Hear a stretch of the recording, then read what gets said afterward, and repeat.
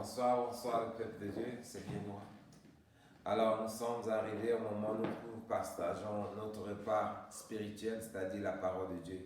Alors nous bénissons encore ce moment parce que tu es le Dieu qui nous accorde ta grâce. Merci encore Seigneur pour ce moment, nous te soumettons encore ce moment. Viens encore prendre le commandement, le contrôle Seigneur, bénis encore ce moment. Alors mes bien-aimés, nous sommes arrivés où notre bien-aimé va encore nous édifier ce soir. Alors nous allons appeler notre bien-aimé Simplice au nom de Jésus-Christ. Mon frère, viens. Amen. Tu es chargé technique. Amen. Tu es chargé technique. Christ. Amen. Soyez béni. Amen. Amen. Amen. Amen. Amen. Amen. Merci Seigneur de nous accorder encore cette occasion. Je veux te rendre grâce pour ce moment qu'il a bien voulu que nous puissions encore nous retrouver pour son honneur. Seigneur, merci Père pour ta grâce que tu nous as accordée. Car il ne se pas dit, mon Dieu, mon roi, de pas de ta part. Seigneur, ce soir, laisse que toi, ce que tu te révèles en nous, touche mon frère, touche ma soeur, touche mon cœur ce soir. Car tu ne parles pas en vain, Père, mon Dieu, mon roi. Nous voulons encore t'écouter. Laisse que toute puissance que nous parlons, mon Dieu, mon roi, soit encore paralysée pendant ce moment. Au nom puissant, Père, mon Dieu, mon roi. Seigneur, je viens neutraliser, je viens repousser tout esprit de distraction, de sommeil, tout ce qui n'est pas de toi, Père. Toi seul, que ton esprit vienne encore, Père, nous conduire et que moi je me disparaisse, Père, de toi sur tes lèvres, car je suis rien devant toi, rien ne comment dirige. Au nom puissant de Jésus, nous allons prier, Père. Amen, amen. Amen. Amen, amen. Amen. Nous allons parler, je crois que je ne serai pas trop là, nous allons parler aujourd'hui d'un sujet qui attire Dieu de nous faire du bien. Nous allons parler aujourd'hui de l'obéissance. L'obéissance à Dieu. Ou l'obéissance à la parole de Dieu. C'est ce que nous allons écouter ce soir. Dieu va nous encourager en quelques mots. Qu'est-ce qu'il voulait que nous puissions savoir? Nous devons d'abord comprendre que nous, les chrétiens, nous avons accepté de suivre le Seigneur, mais nous avons encore notre propre, qu'on appelle, nous avons besoin toujours d'utiliser notre propre force, notre intelligence de faire d'autres choses. Pendant que nous sommes venus à Dieu, nous devons laisser Dieu de nous conduire, de faire nos choix, et non nous-mêmes. Mais souvent, nous les hommes, nous les chrétiens, nous avons besoin, malgré que nous sommes venus au Seigneur, nous avons besoin que Dieu puisse suivre nos choix, au lieu que nous soyons les choix de Dieu. Amen. Amen.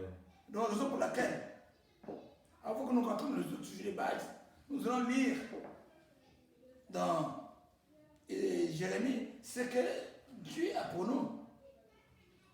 Que nous, souvent, nous ne savons pas comment faut-il aborder. Lisons Jérémie 29, verset 11. Jérémie 29, le verset 11. Jérémie 29, le verset 11. Car je connais les projets que j'ai formés sur vous, dit l'Éternel, projets de paix et non de malheur, afin de vous donner un avenir et de l'espérance. Amen. C'est tout. Yeah. Voyez-vous même que le Seigneur, il a un projet de paix, de meilleur pour nous. Mais souvent que nous faisons des projets, nous avons besoin que Dieu puisse suivre nos idées ou nos choix au lieu de suivre les choix de Dieu. Or, c'est dans ce projet-là, comme il a dit, il y aura quoi? Le bonheur va nous suivre. Il y aura des choses vraiment qui vont maîtriser notre avenir. Lui, il voit l'avenir. Or, notre choix, nous voyons le présent. On essaie de cibler la personne, on essaie de qualifier qu'on appelle de flatter l'homme qui est devant toi, mais tu ne connais pas l'homme là, qu'est-ce qu'il après demain, qu'est-ce qu'il va devenir pour toi. Or, le projet de Dieu, ils sont les meilleurs. Si nous pouvons les suivre, vraiment la suite est déjà préparée. Parce que lorsque Dieu a plané, il connaît lui qui est alpha et oméga, il connaît que non, notre fille va être avec cet homme, ou va être avec cette femme, ou va aller dans telle direction. Moi-même le soleil, j'ai déjà préparé la sortie ou la suite de ce qu'il va avoir. Amen. Donc Dieu, tout ce qu'il fait est parfait. Il a déjà tout établi. C'est-à-dire que tout ce que tu vas vivre, ça sera vraiment des formalités. Parce qu'il a déjà placé des gens qui vont te soutenir pendant le moment que tu vas traverser. Raison pour laquelle il est agréable de vraiment marcher selon sa parole, d'écouter le Seigneur dans nos choix, dans nos vies, dans que Dieu déclare des choses, faisant confiance.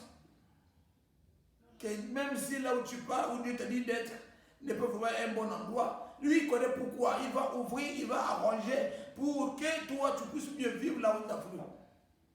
Souvent ce que Dieu voit, c'est pas ce que l'homme voit. Dieu regarde ce qui est frappant. Les yeux. Il voit, il flatte la voiture, il flatte tout ce qui brille là, qui brille. Or Dieu voit ce qui est caché. Amen. Raison pour laquelle nous allons voir un serviteur de Dieu qui avait accepté d'obéir à la voix du Seigneur. Et ce que Dieu avait fait pour lui. C'est là ce que nous connaissons tous. Nous allons lire un Jean et un roi. Nous connaissons tous. Un roi 17. Un roi 17. À partir du verset 1 au verset 17. C'est un passage que nous connaissons tous. 1 roi 17. Il y a de 1 à 7. Ok.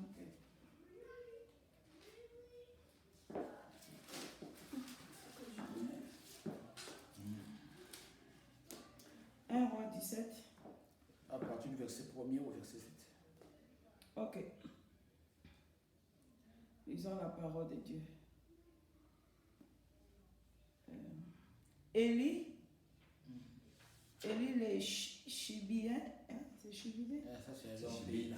Chibila. Chibide, ok. Tu es sûr que c'est à partir du verset? Oui, oui. Continue sur l'histoire là. L'un des habitants. Vous allez lire cette histoire. Ok, faut lire. Il a dit ça. Yeah. Élie le Tishbite, l'un des habitants de Galaad, dit à Akab, l'Éternel est vivant, le Dieu d'Israël dont je suis le serviteur, il n'y aura ces années-ci ni rosée ni pluie, sinon à ma parole. Et la parole de l'Éternel fut adressée à Élie en ces mots. Pars d'ici, dirige-toi vers l'Orient et cache-toi près de Touron de Kérish, qui est en face du Jourdain, et tu boiras de l'eau du torrent, et j'ai ordonné au corbeau de te nourrir. Là, il partit et fit selon la parole de l'Éternel. Et il alla s'établir près du torrent de Kadesh, qui est en face du Jourdain. Le corbeau lui apportait du pain et de la viande le matin et du pain et la viande le soir. Et il buvait de l'eau du torrent. Mais au bout d'un certain temps, le torrent fut sèche et il n'était point tombé la pluie dans le pays. Amen. Continue. Non, c'est bon. Amen. Amen. Amen. Nous voyons très bien que c'est la parole de notre bien-aimé Élie. Que le Dieu lui a demandé réellement d'accepter ou de respecter. Lorsqu'il a déclaré à Achab que la pluie ne devait plus tomber, automatiquement Dieu lui a demandé de se déplacer. Lui il a bien dit, il a bien détaillé, toi tu vas te déplacer, tu dois aller vers le torrent. Regarde, j'ai ordonné au corbeau pour te nourrir. Et Jésus est qu'on appelle. Et Élie, qu'est-ce qu'il avait fait? Il a directement qu'on appelle accepté. Amen. Je vais d'abord remercier Dieu pour que je puisse parler de sa parole. Amen. Seigneur, révèle encore ta parole. Je suis un instrument. Agis contre le nom pour se permettre au papa. Amen. Amen. Donc, Élie a accepté de suivre ce que les hommes lui ont demandé. Lorsque nous voyons, Dieu nous a encore dit que ce sont les corbeaux qui doivent durer. Regardez vous-même, si nous voyons même pendant qu'il y avait le problème de Noé, le corbeau c'est un oiseau que les gens ne prêtent pas vraiment attention. On est toujours impur. Mais Dieu l'a dit que c'est l'oiseau-là qui doit te nourrir. Oui, mais bien aimé, si nous pouvons se refaire à nous-mêmes qui sommes présents, souvent nous les chrétiens, si je prends le cadre, soit du mariage, il y a des frères ou des sœurs qui viennent dans l'église, qui disent très bien qu'ils ont besoin d'un mari, une sœur. Mais lorsqu'ils viennent encore de l'église, parfois eux-mêmes, ils ont déjà une idée sur leur future femme ou leur futur mari. Lorsque Dieu révèle dans la prière des serviteurs de Dieu que ce sera X, Y sera ton mari ou ta femme, parfois le corps existe, qu'on appelle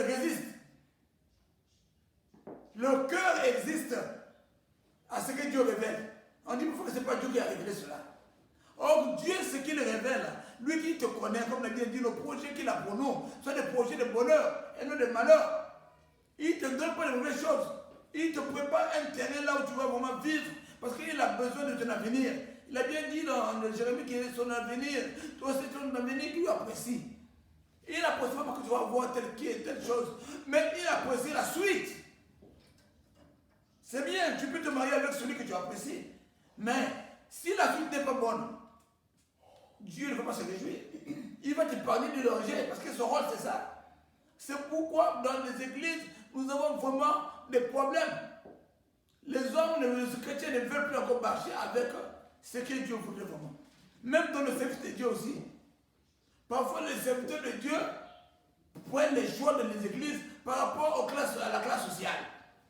Parce que tu as une voiture, parce que tu pries bien. Mais il ne demande pas ce que Dieu veut. Or, Dieu dans tous ses plans, dans son travail, tout ce qu'il fait, il connaît. Il connaît que si je place telle soeur à tel niveau, elle va être capable d'apporter ou d'amener, de supporter les fardeaux ou la charge de ces hommes qui sont derrière. Mais parfois, on se trompe, on tourne, on cherche à faire ce que nous voulons. Or, Dieu nous donne, il voit toujours, comme je le dis, il voit ce qui peut arriver. Parce que là où se vivent les hommes, les problèmes ne manquent pas. Il voit la suite. C'est pourquoi vous voyez dans le passé, nous avons pris à peine. On nous a dit quoi?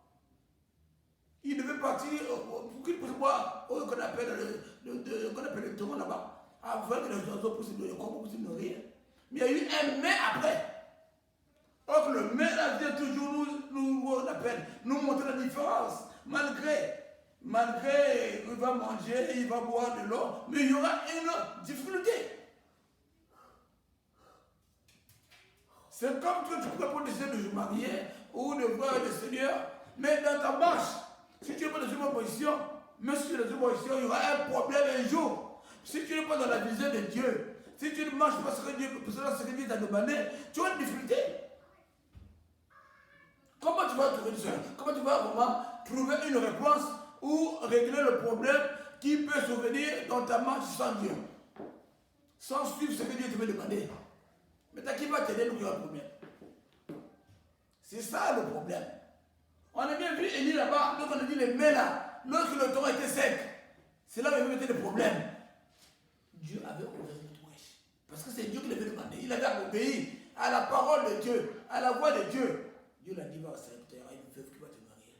Parce que Dieu lui-même, il parle toujours. Si tu es dans la vision de Dieu, tu as une maladie, Dieu connaît la cause, c'est lui qui t'emmène, c'est lui qui va te conseiller. Et non, regarde, tu as tel problème, comme à ce niveau-là, il faut faire un jeu de tel jour. Il va te conduire, Dieu n'a pas. Il va te révéler qu'est-ce qu'il veut de toi pendant ce moment difficile. Ça soit dans ton mariage, ça soit dans tout ce que tu as fait, si tu l'associes dans tes problèmes, ce soit dans ton travail, il va toujours te parler. Si c'est un travail là où tu as demandé Dieu, pas toi-même qui as choisi, parce que je cherche l'argent, mais si tu as dit Dieu, place-moi dans ce travail, moi je vais travailler pour ta gloire. Dieu te donne un travail, te dit que tout problème que tu vas avoir là-bas, tu ne peux pas te jeter. Lui-même il va te défendre, lui-même il va te montrer. Amen. C'est pourquoi nous sommes vraiment.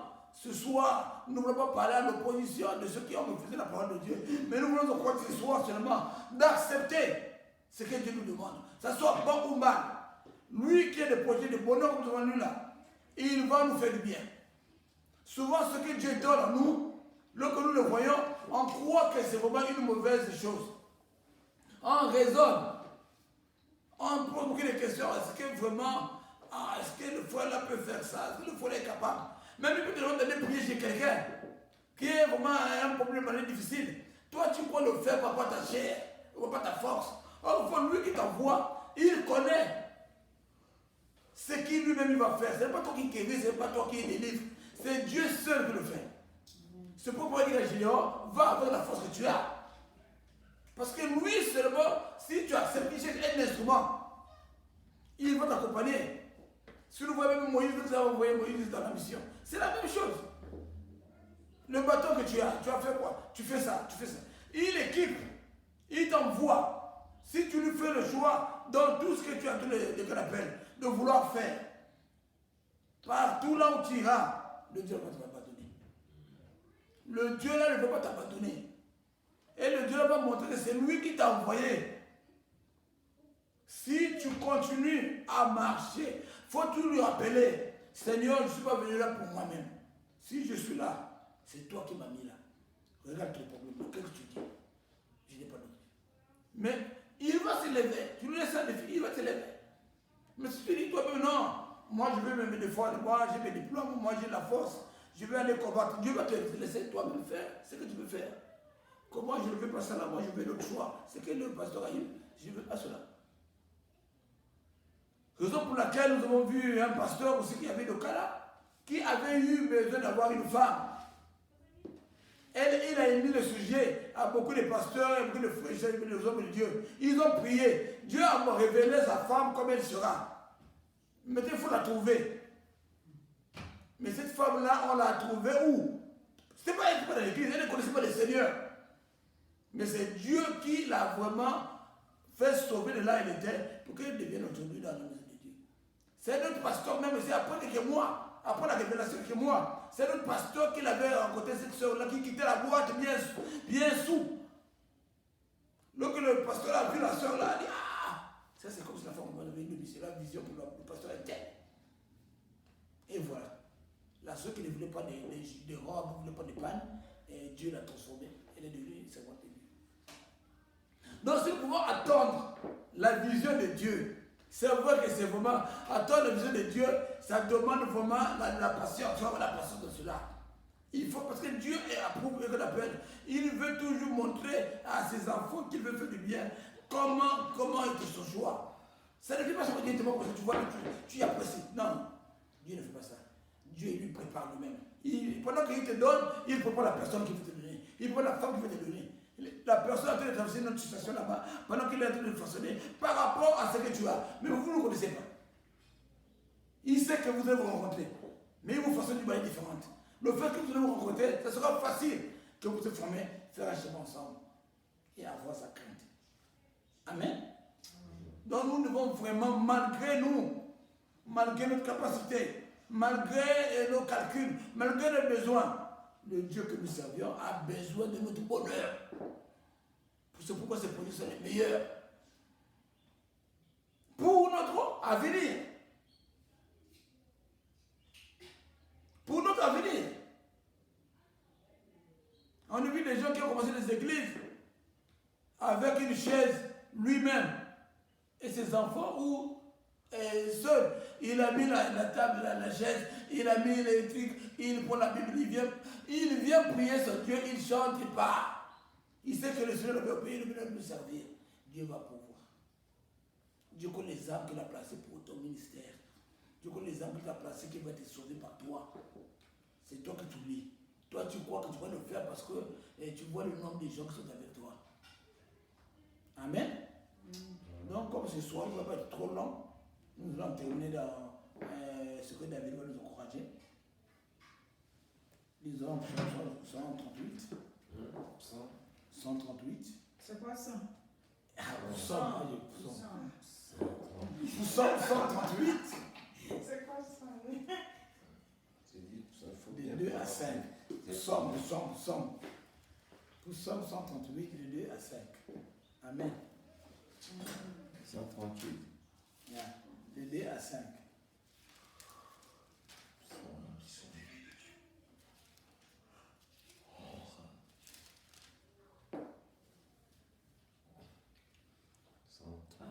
Les yeux me piquent. Ouais, t'as sonné.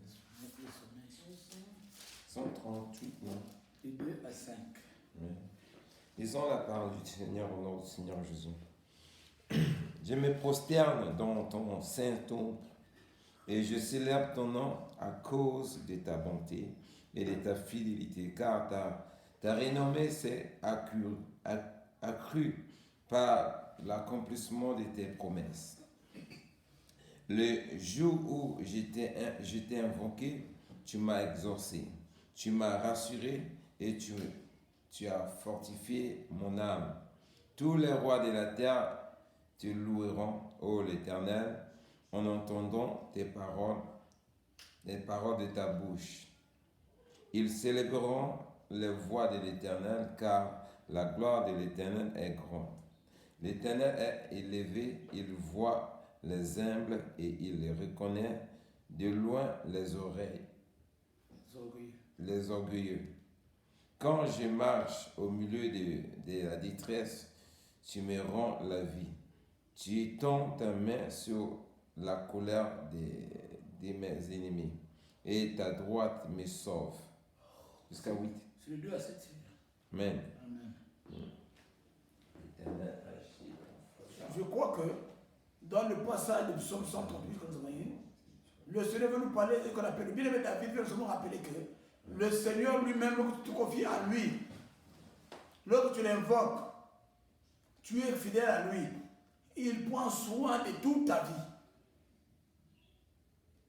C'est pourquoi le moins ennemi il fait intervenir. C'est-à-dire, il prend soin de partout où tu vas mettre pied, il a préparé le terrain. Il a planifié tout pour toi. Donc, ça englobe tout ton avenir. Parce que lorsqu'il t'invoque, il t'invoque, l'Éternel lui répond. Hein? Pourquoi tous les rois de la terre te loueront, ô Éternel? Ils entendront les paroles de ta bouche. C'est ça, les paroles de la bouche du Seigneur, c'est que nous allons obéir au Seigneur. C'est-à-dire que lorsque le roi qui était fidèle à Dieu écoutait la voix de Dieu ou l'instruction du Seigneur pour le royaume qu'il conduisait, il avait toujours les grandes choses qu'il voyait. C'est-à-dire que David a vu combien de fois que lorsque tu respectes Dieu, tu marches selon sa parole, Dieu te fait voir des grandes choses. Là où tu n'as pas de solution, là où tu ne connais pas comment faut-il marcher, Dieu va te révéler. Parce qu'il connaît l'avenir.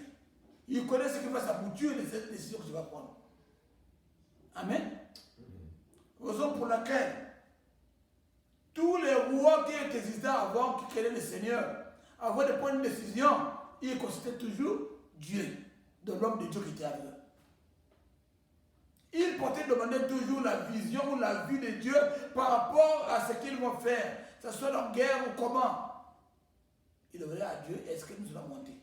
Est-ce que nous allons combattre? Est-ce que nous allons faire ceci? Est-ce que nous allons faire cela? Est-ce qu'aujourd'hui, le chrétien le fait? C'est la question qu'on nous pose. Est-ce que lorsque nous prenons nos décisions, nous prenons nos initiatives, nous voulons faire quelque chose, est-ce que nous avons besoin de demander Dieu? Est-ce que nous prenons le temps, même un jour de prière, pour que Dieu te montre là où tu veux partir? Même un voyage que tu veux faire, c'est pas parce que c'est ton voyage. Si tu vis, c'est par la grâce de Dieu. Il faut toutes choses que tu vas faire, que Dieu le sache. Que Dieu soit informé. Malgré qu'il connaît que tu es qu'on appelle te sortir, des allées rentrer, ben, il a besoin que tu puisses quand même nous donner encore grâce par rapport à ce que tu veux faire. Amen. Parce que le Dieu là, il nous aime, il connaît tout pour nous. Mais il veut seulement que nous puissions montrer notre adhésion, notre qu'on appelle relation avec lui. Amen. Donc ce soir, c'était un encouragement que Dieu prenne vraiment, prenne soin de chacun de nous, de ses enfants, celui qu'il a bien voulu de donner ses paroles, pour se comprendre que le Seigneur nous aime. C'est la raison pour laquelle nous parlons. Si il nous a dit que tu m'as rassuré, tu as fortifié mon âme, c'est David qui l'a dit. Parce que lorsque le Seigneur révèle, rassure qu'il est là avec toi, tu n'as plus peur. Tu marches. Même si les ennemis sont là, toi tu dois continuer la marche parce que lui va prendre soin du reste. Amen. En tout cas, que le Seigneur aide à mieux comprendre encore ce qu'il veut nous croire ce soir. Ce que nous devons faire seulement, c'est obéir à Dieu. Parce que nous obéissons à Dieu, il va faire éclater sa gloire davantage. Il va nous amener là où nous allons vraiment avoir la paix, la joie, l'amour, comme il a dit, l'avenir meilleur avec nous. Une espérance avec nous. Que Dieu bénisse à cause d'encouragement. Je lui dis merci. Seigneur, merci encore, Père, pour cette petite parole que tu viens de donner, Père, mon Dieu, mon roi. Tu connais pourquoi tu as bien voulu, Père, nous parler de sa part, Papa, mon Dieu, pour cette parole. Laisse que toi seul, tu dis encore à l'âme que tu as choisi d'écouter cette parole, mon Dieu, mon roi, de compter sur toi, mon Dieu, mon roi, malgré ce que ses yeux sont en train de voir, toi qui l'as donné ce choix, qui l'as appelé dans cette, au Père, de droit direction, tu vas nous montrer, au Père, la suite meilleure de cette décision que tu as bien prise pour sa vie. Reine, comment dirige, reine bénie, au nom de Jésus-Christ, aussi prier, Père. Amen, amen. Amen.